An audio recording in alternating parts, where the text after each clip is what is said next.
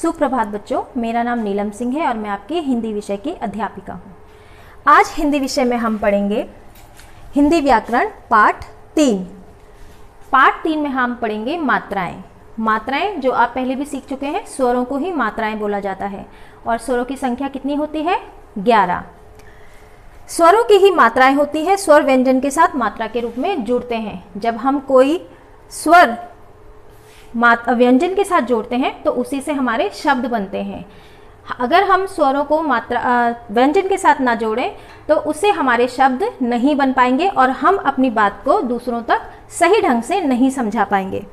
आइए यहाँ देखते हैं। यहाँ पर है क। आपका जो व्यंजन है वो है क। क के साथ हमने अ स्वर को लिया है। जैसे कि अभी हमने बताया कि स्वर होते हैं 11। सबसे पहला स्वर होता है अ।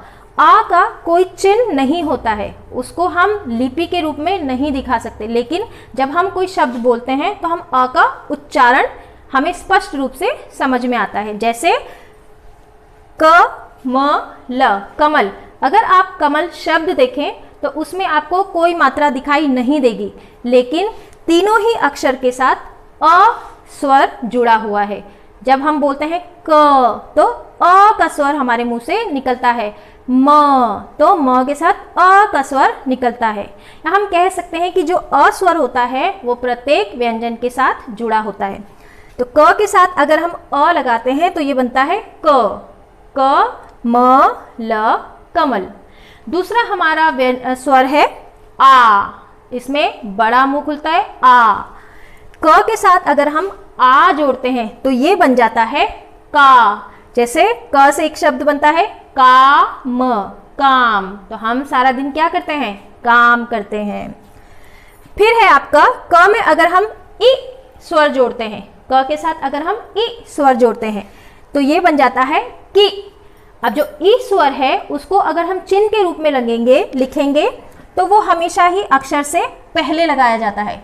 छोटी ई हमेशा चिन्ह के रूप में जब हम लिखते हैं तो वो अक्षर से पहले लगाया जाता है। तो ये बनता है कि किताब। दूसरा हमारा है क में अगर हम बड़ी ई का स्वर जोड़ते हैं। क में अगर हम बड़ी स्वरों का स्वर जोड़ेंगे तो क के बाद हमेशा बड़ी ई क के या किसी भी अक्षर के बाद लगाई जाती है। पहले हम अक्षर लिखते हैं और उसके बाद ही मात्रा लगती है। तो ये बनता है की। क में अगर हम बड़ी की मात्रा लगाते हैं तो बनता है की। सो की ल, कील। क में अगर हम छोटा ऊ लगाते हैं तो ये बनता है कु। जैसे क में उ, कु। और आप इससे कोई भी शब्द बना सकते हैं, जैसे कुत्ता। फिर है हमारी क के साथ अगर हम बड़ा ऊ लगाते हैं, ऊ का स्वर लगाते हैं तो ये बनता है कू। यहाँ पर शब्द दिया गया है कूटना। क में बड़े ऊ की मात्रा लगी है। एक और चीज बच्चों, जब हम छोटे ऊ की मात्रा क पे लगाते हैं, जब ऊ की मात्रा है वो नीचे लगती है, क में जब हम छोटे ऊ की मात्रा लगाते हैं तो इसको छोटा सा गोल बना के ऊपर की तरफ इसकी पूंछ जाती है। लेकिन जब हम बड़ा ऊ की मात्रा किसी भी अक्षर में लगाते हैं तो वो ऐसे गोला घूम के नीचे की तरफ उसकी पूंछ आती है। दोनों में अंतर है, विपरीत। फिर क में अगर हम ए का स्वर जोड़ते हैं तो ये बनता है के। जैसे केला। क में अगर हम ए का स्वर जोड़ते हैं तो ये बनता है कै। जैसे कैलाश, कैलाश।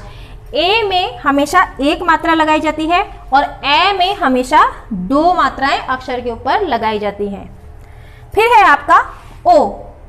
क में अगर हम ओ की स्वर लगाते हैं तो बनता है को। को से कोयल। इसी प्रकार क में अगर हम औ की मात्रा लगाते हैं तो ये बन जाता है कौ। तो इसको बोला जाता है कौआ। बहुत से लोग कौआ भी बोलते हैं, लेकिन कौ आ। सही इसका जो लिखने का तरीका वो है कौ आ, कौआ।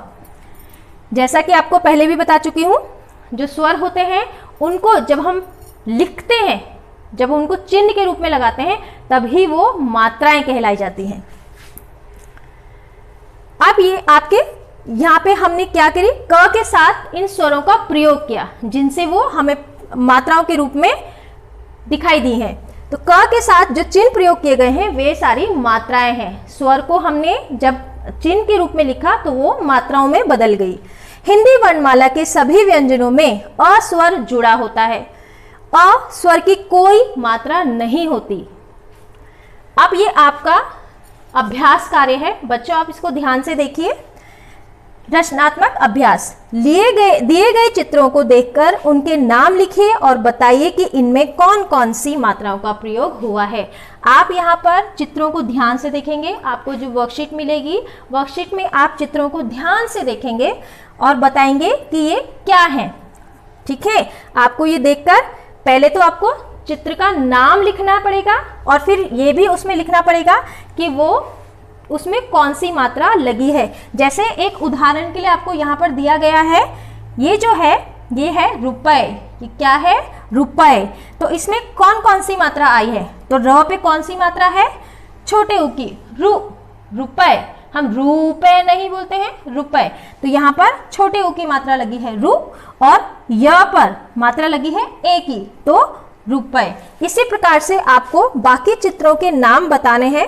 यहाँ पर आप इनके नाम लिखेंगे। ये जो आपको ब्लू कलर में जगह दिखाई दे रही है, यहाँ पर आप चित्रों के नाम लिखेंगे और ये जो आपको ऊपर एक व्हाइट बॉक्स दिखाई दे रहा है, डिब्बा बना हुआ दिखाई दे रहा है, यहाँ पर आप बताएंगे कि जो आपने इनको नाम दिया है उसमें कौन कौन सी मात्राएं आई है। धन्यवाद।